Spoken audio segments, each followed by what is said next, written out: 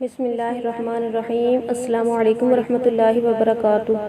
مولانا روم نے ایک واقعہ لکھا ہے کہ بھیڑیا بازار میں جا رہا تھا۔ وہاں کسی دکان کی چھت پر کھڑی بکری اس کو برا بھلا کہنے لگی۔ کسی نے کہا، بکری میں اتنی ہمت آ گئی ہے جو آپ کو گالیاں دے رہی ہے۔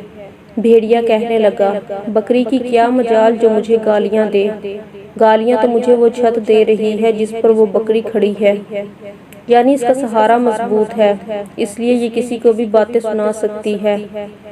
اسی طرح ایک متقی انسان سے ان کے چہرے کی تازگی اور خوشی کا راز پوچھا گیا۔ فرمایا، میرے سارے معاملات رب العالمین کے ہاتھ میں ہیں، تو مجھے حیا آتی ہے کہ مالک کائنات کے ہوتے ہوئے میں پریشان پھروں۔ یاد رکھیں، آپ کا غم و دکھ کرنا اور افسوس کرنا آپ کے معاملات نہیں بدل سکتا، ہاں مگر رب العالمین پر بھروسہ کرنا آپ کے تمام معاملات بدل سکتا ہے اور مسائل حل کر سکتا ہے۔ اپنی تدبیر پر نہیں، رب العزت کی رحمت پر بھروسہ کریں۔